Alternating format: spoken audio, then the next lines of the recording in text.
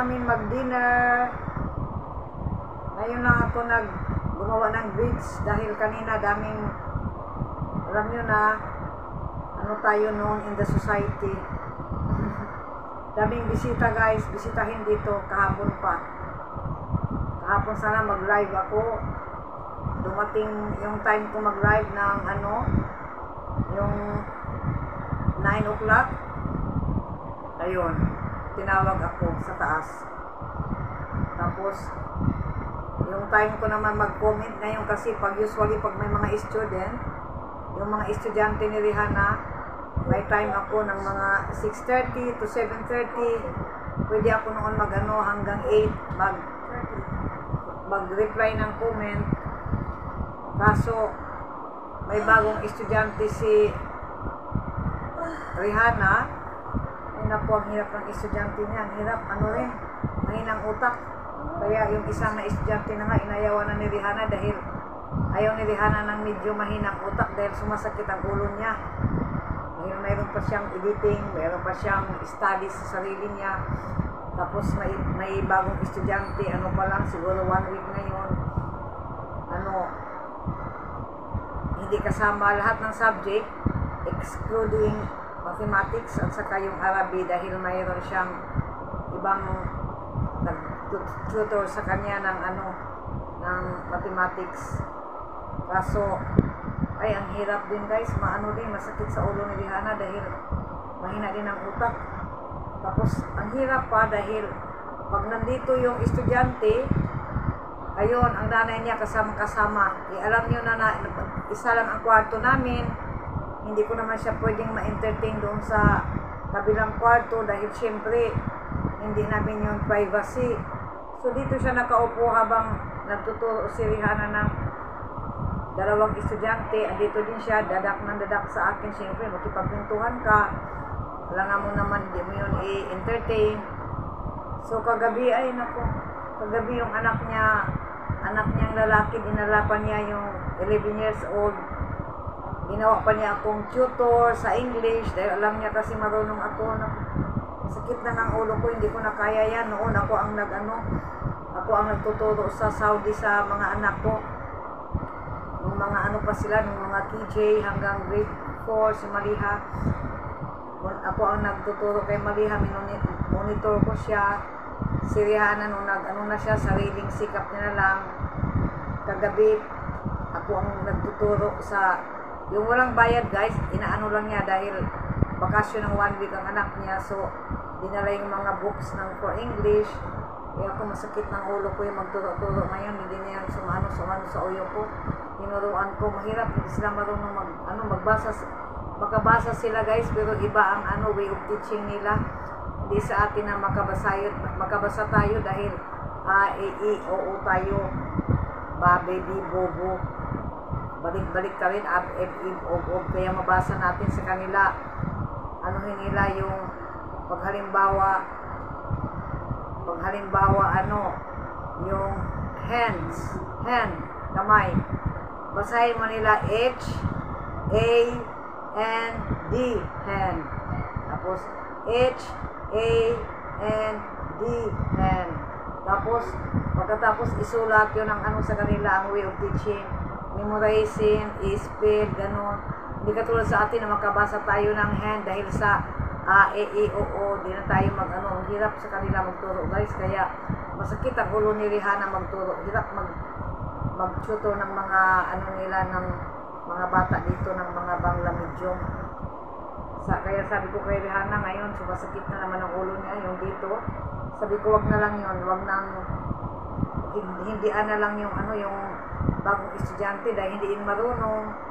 So, lalong masakit ang ulo ni Rihanna kaya sabi ko wag na lang. Tapos sumasama nga yung nanay, ay masakit ang ulo ko dahil imbis na minsan pahinga ako, mag Facebook, that time yun lang ang time ko. May mga estudyante si Rihanna, yun ang time ko na magtawag sa mga friends, makipag-video call sa mga kamag-anak, mag-reply ng mga comments. O, andito yung nanay, kasama siya. Yun ang mahirap. 2 nights na guys, nag-inom ako ng for anti-anxiety. Yan, nakakatulog ako ng maayos. 2 nights na. Kaya ito ngayon, inaantok na ako. Sabi ko, magyaw-yaw lang ako saglit dahil hindi ako nag-upload kanina dahil may mga tao din dito. Kaya nga, yun ang mga sorry. Kaya yun ang mga ang mga sagabal pag nag-aaral ang mga bata dahil dito sa baba, habang pag halimbawa nag-aaral sila, ayun, may sisipot dito sa bintana namin doon, may makipag-usap. Hindi mo naman sabihin wag, dahil siyempre dapat sana common sense na nag-aral, aalis sila makipagkwentuhan. Minsan makipagkwentuhan talaga guys hanggang 1:30 ng madaling araw, andyan pa sa bintana. Sabi ko, ako kasi rin ako, sobrang kabaitan ko. Hindi rin ako makapagsabi na na, wala na, inaantok na. Alam na niya, inaantok na ang mata ko, ayun pa rin, dada ng dada. Andyan sa bintana, magkipagkwentuhan sa labas ng bintana namin, 1:30 na ng madaling araw. Kaya minsan sabi ko, isarado mo na yan ang dahil binubuksan namin guys hanggang hindi pa kami nagkukulanggo dahil para may papasok na mga fish na wither. So, yun ang nangyari guys. Ang hirap.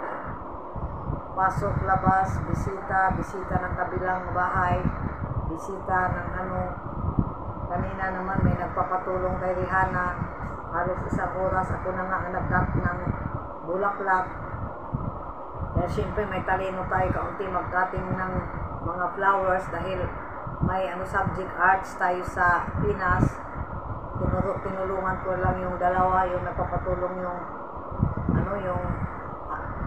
yung estudyante ni Rihanna, yung grade 3 may project yung parang bulaklak, yung para daw malaki ang grades.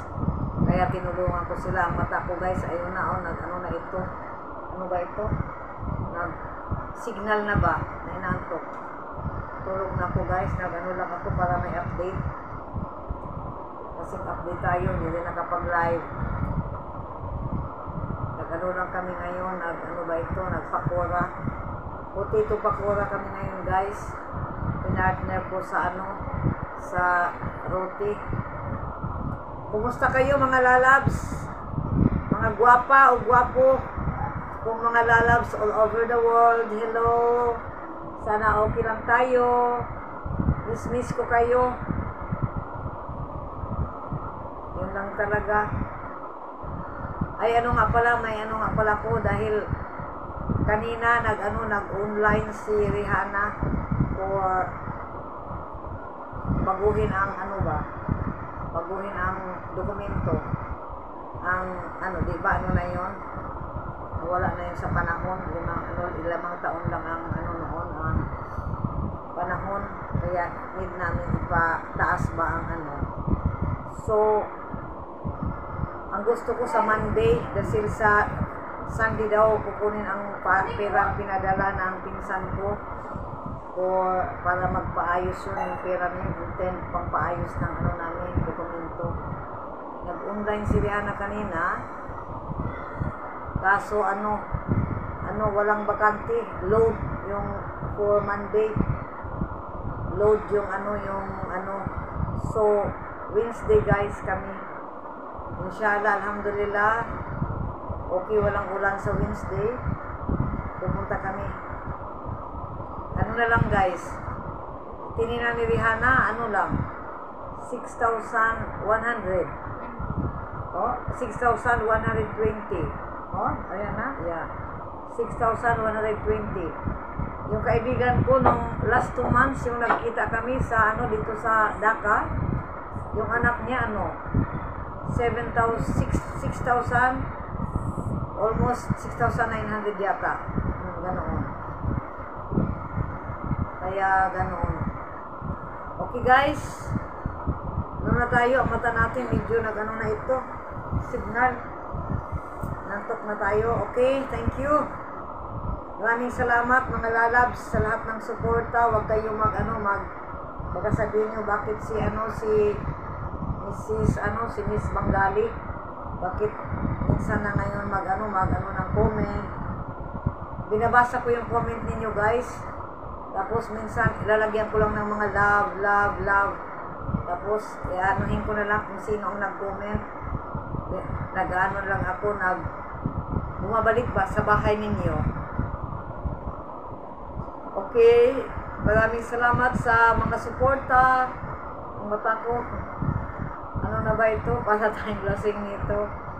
Sa lahat ng suporta ninyo, thank you so much. Sa mga baguhan kong subscribers, sa mga lumang subscribers, silent viewers, thank you po.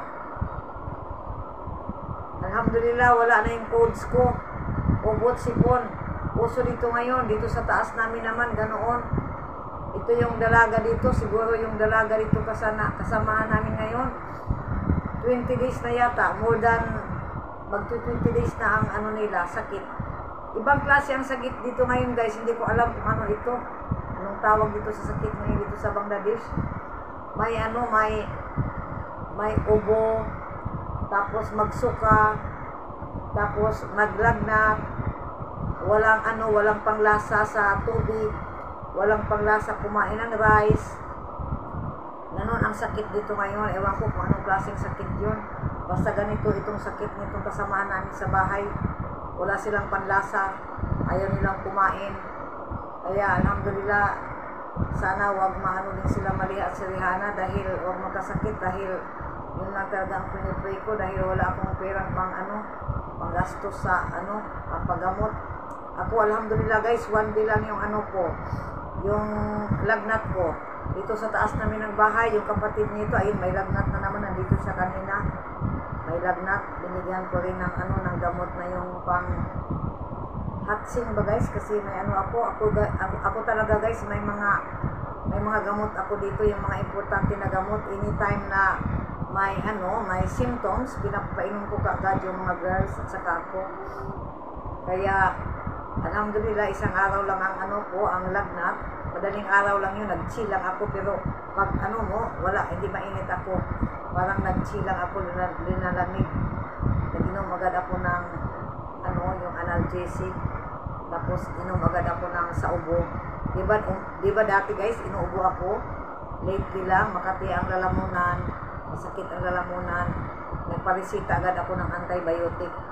Ngayon, strong na ulit tayo si Miss Bengali. Strong na ulit si Mrs. Bengali.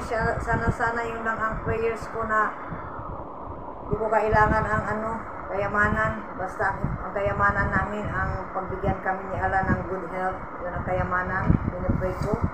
Good health at safety namin lahat. Yun lang ang kayamanan na hiningi ko sa Allah. Okay guys. Love you all. Ingat po kayo. Love you. You're the night sky trying to make me see